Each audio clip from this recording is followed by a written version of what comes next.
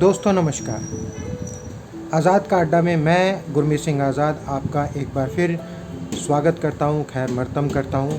आज मैं story of the week में एक ऐसी कहानी लेकर आया हूँ आप लोगों के सामने, जिसके बारे में सिर्फ अब तक प्रादेशिक भाषा में ही बताया गया था। हिंदी में या किसी और लैंग्वेज में इस कहानी को नहीं बताया गया, बल्कि ये कहानी बहुत ही ज़रूरी है हर देशवासी के लिए, ये समझने के लिए कि लोकतंत्र की कीमत किस तरह चुकानी पड़ती है ताकि ये देश लोकतंत्र में बना रहे। कहानी एक ऐसे दोस्त की जिसने अपने दोस्त को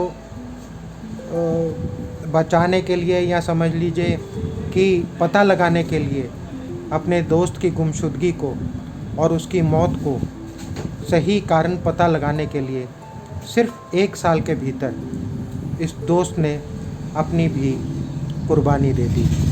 दोस्ती का इतना गहरा जज्बा आपको शायद ही कहीं मिलेगा।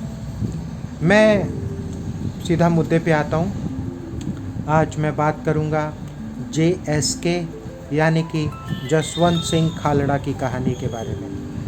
जसवंत सिंह खालड़ा 2 नवंबर 1952 को पंजाब के अमृतसर के तरन तारण क्षेत्र में पैदा हुए थे। लेकिन कहानी यहाँ से शुरू नहीं हुई, यहाँ तो सिर्फ उनका जन्म हुआ। कहानी शुरू होती है 1994 से। 1984 का जो सिख मास्केयर था वो निकल चुका था, इंदिरा गांधी की हत्या हो चुकी थी और सिखों का नरसंहार हो चुका था। पंजाब में उग्रवाद अपना सिर उठा चुका था और उसके उन्मूलन के लिए तब की सरकार, जो कि कांग्रेस की सरकार थी, KPS गिल नाम के एक बेहद बदनाम और सख्त DGP को वहाँ की कमान सौंपी। तो कहानी शुरू होती है 1994 में, जब उनके एक दोस्त दारा सिंह, जो कि अमृतसर के एक कोऑपरेटिव बैंक में मैनेजर की पोस्ट पर काम करते थे, उनकी गुमशुदगी और मौत से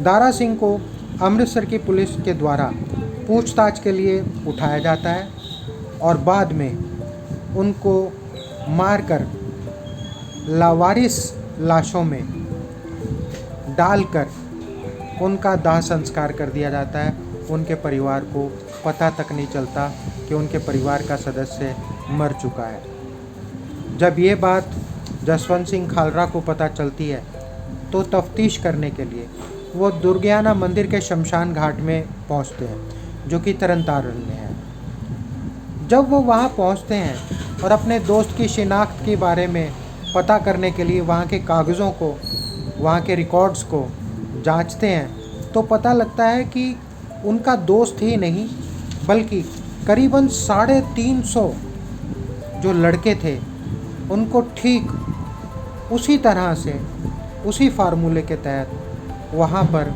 दाह संस्कार किया जाता है, जो कि बड़ी अचरज की बात लगती है उनको। मतलब उस एक शमशान घाट से ना सिर्फ उनका दोस्त बल्कि 350 युवा, जिनका कि कोई कसूर नहीं था, जिनको पुलिस साबित नहीं कर पाई थी कि उग्रवादी हैं, जिनको पुलिस कोर्ट में ले जाके शर्मिंदगी का कारण बनती, तो उनको मारकर उनकी लाशों का, लावारिस लाशों में, अनपहचानी लाशों में उनका संस्कार करवा दिया जाता है। जसवंत सिंह खालड़ा जब अपनी तहकीकात कर रहे थे और उन्होंने अमृतसर के 3 शमशान घाटों का आंकड़ा निकाला, जो कि करीबन 350 से लेके 450 लाशों का हो रहा था, तब एक अप्रॉक्सीमेट उन्होंने जो बाकी के ज़िले थे उनका हिसाब बनाया तो करीबन 25,000 लावारिस लाशों का केस बना। 1 साल के अंदर एक राज्य में 25,000 जवान लोगों की मौतें, उनकी हत्याएं जो कि सरकार ने बहुत सुनियोजित तरीके से की थी। और इस सब में उस समय के डीजीपी केपीएस गिल और उस समय के एसएसपी, जिसको केपीएस गिल ने असाइन करवाया था जॉब एसएसपी का, जिसका नाम था अजीत सिंह संधू, और उसको खब्बू के नाम से भी बुलाया करते थे लोग, जो कि बहुत ही घटिया और बेईमान अफसर था। तभी जसवंत सिंह खालड़ा ने अपने जीवन का विषय बना लिया, कि मिशन बना लिया इसको, कि ये जो बेइंसाफ़ी हुई है वहाँ के लड़कों के साथ, उसको इंसाफ दिलाएंगे। वो अपने दोस्त की जो शिनाख्त करने के बाद उन बाकी लड़कों की शिनाख्त करने लगे। तो रिकॉर्ड नहीं मिल रहा था, पता नहीं लग रहा था कि कौन कैसे है, कितनी लाशें जलाई गई होंगी।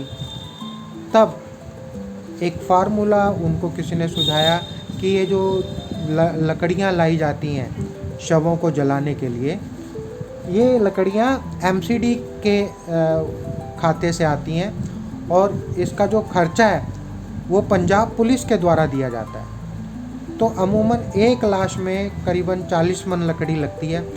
उस हिसाब से, वो पर्चियों के हिसाब से पता लगाया गया कि करीबन उस एरिया में 2000 से 2200 लोग, अकेले अमृतसर ज़िले में अलग अलग 3 शमशानों में 2200 लोगों की शिनाख्त हो पाई, जिन्हें कि लावारिस जानकर एक ख़ास षड्यंत्र के तहत उनको दाह संस्कार करवा दिया गया था, और उनके परिवारों को पता तक नहीं था कि उनके बंदे मर गए हैं, जिंदा है, खो गए हैं, कहाँ हैं। जब जसवंत सिंह खालड़ा ने इस विषय में एक प्रेस कॉन्फ्रेंस की, वो प्रेस कॉन्फ्रेंस बहुत फेमस हो गई।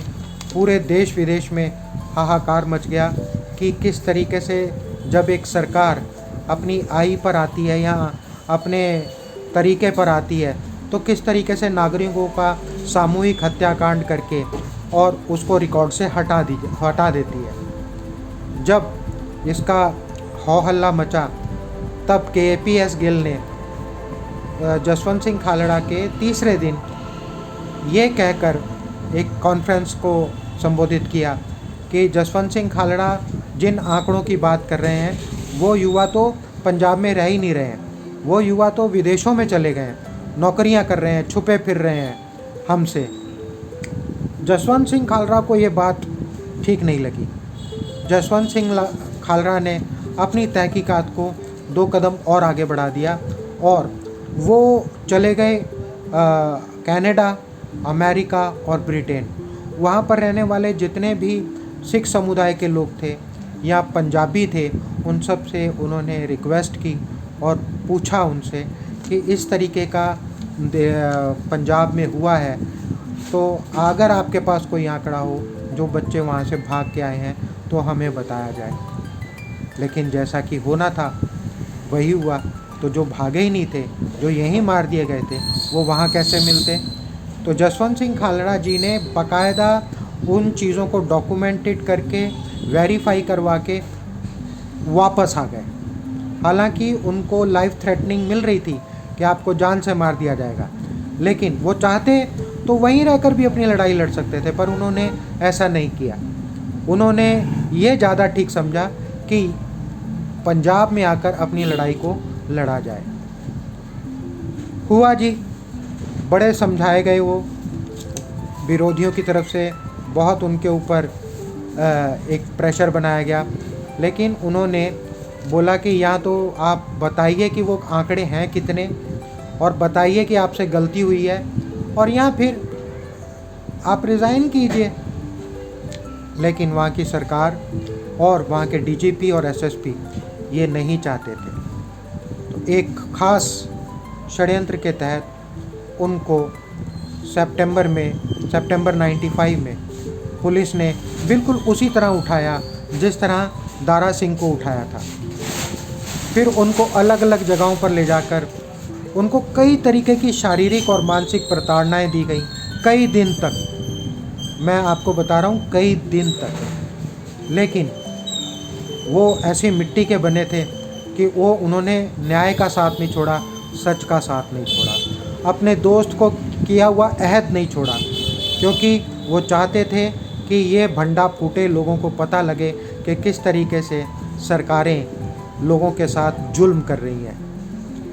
खैर, जब वो नहीं माने तो 6 सितंबर को उनकी भी कस्टडी के अंदर गोली मारकर हत्या कर दी गई और उनके शरीर को हरी के पत्तन नाम की नहर में बहा दिया गया। उनके घर वालों को भी आज तक पता नहीं चला कि वो लाश कहाँ चली गई, ना उनको लाश मिली, ना उनको ये पता लगा कि मर गए हैं कि जिंदा हैं। बाद में जब ये केस और मानवाधिकार लोगों के वजह से कोर्ट में पहुंचा, तो कोर्ट में गवाहियाँ हुई, डॉक्यूमेंटेशंस हुई, प्रूफ लाए गए, तब जाकर एक गवाह जो कि एसपीओ के तहत भर्ती किया गया था और जिसका नाम था कुलदीप सिंह, वो गवाही के लिए आगे आया और उसने पूरी कहानी कि जसवंत सिंह खालरा जी को किस तरह से अवैध तरीके से उठाया गया था, किस तरीके से जेल में और अलग अलग जगहों पर ले जाते हुए शारीरिक और मानसिक प्रताड़नाएं दी गई और किस तरह से गोली मारकर उनकी हत्या कर दी गई और किस तरीके से उनके पार्थिव शरीर को हरी के पत्तन नहर में फेंक दिया गया था। ये सारी कहानी अदालत में नोट हुई। लेकिन मज़ेदारी की बात देखिए कि 6 पुलिसकर्मी जो थे, सिर्फ उनको सज़ा हुई, ना केपीएस गिल को सज़ा हुई और ना एसएसपी संधू को, जिसे खब्बू बोला जाता था। जो अजीत सिंह संधू था, उसने रेलवे ट्रैक पर जाकर आत्महत्या कर ली। लेकिन कहने वाले ये भी कहते हैं कि ये भी एक षड्यंत्र था, किसी अज्ञात बॉडी को वहाँ पर आइडेंटिफाई करके और लावारिस किसी लाश को पकड़ के उसको अजीत सिंह संधू की लाश होने का दावा करके उसके मरने की घोषणा कर दी गई और अजीत सिंह संधू विदेश में कहीं आज भी गुमनामी का जीवन बिता रहा है। ये हमारी सरकारों के हाल है। अब मैं आता हूँ कि ये बात उठी कब। ये बात उठी तब जब दिलजीत दोसांझ ने एक फिल्म में इन्हीं जसवंत सिंह कालरा जी का लीड रोल किया और जो फिल्म हिंदी में बनाई गई ताकि हिंदी के दर्शकों को पता लगे कि इस कहानी के भारत में ऐसा भी कुछ हुआ था। ये फिल्म का नाम रखा गया था पंजाब 95। पंजाब 95 पर मैं बिल्कुल एक अलग और विस्तृत वीडियो अगले एपिसोड में लेकर आऊँगा, स्टोरी ऑफ द वीक में। आज के इस वीडियो के लिए आप अपने कमेंट्स ज़रूर बताइएगा कि आपको ये मेरा वीडियो कैसा लगा, क्या ये जानकारी आपके लिए फ्रूटफुल थी। अगर आपको मेरी प्रेजेंटेशन अच्छी लगी तो मेरे चैनल को लाइक ज़रूर कीजिएगा। अगर और अच्छी लगी तो शेयर कीजिएगा, सब जगह शेयर कीजिएगा, सभी ग्रुप्स में शेयर कीजिएगा ताकि ये असली बात लोगों तक पहुंच सके, लोगों को पता चल सके कि असलियत क्या थी। और अगर बहुत बहुत बहुत अच्छा लग रहा है मेरा चैनल तो प्लीज़ मेरे चैनल को सब्सक्राइब कीजिए ताकि आने वाले जितने भी वीडियो हैं वो आपको लगातार मिलते रहें। नमस्कार।